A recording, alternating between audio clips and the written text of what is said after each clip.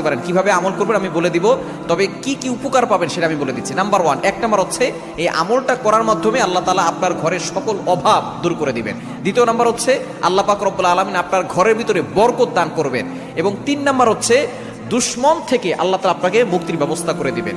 এবং 4 নাম্বার হচ্ছে আপনার জানমাল নিরাপত্তার ব্যবস্থা করবেন আল্লাহ তাআলা। এবং 5 নাম্বার হচ্ছে হাউজে কাউসারের পানি আল্লাহ তাআলা আপনাকে দান করবেন।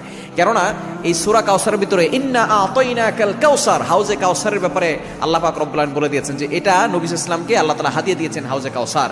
একমাত্র আমাদের নবীজি সাল্লাল্লাহু আলাইহি ওয়াসাল্লাম তার উম্মতদেরকে হাউজে কাউসারের পানি পান করাবেন, যা সাদা হচ্ছে দুধের থেকেও বেশি সাদা এবং মধুর থেকেও বেশি মিষ্টি।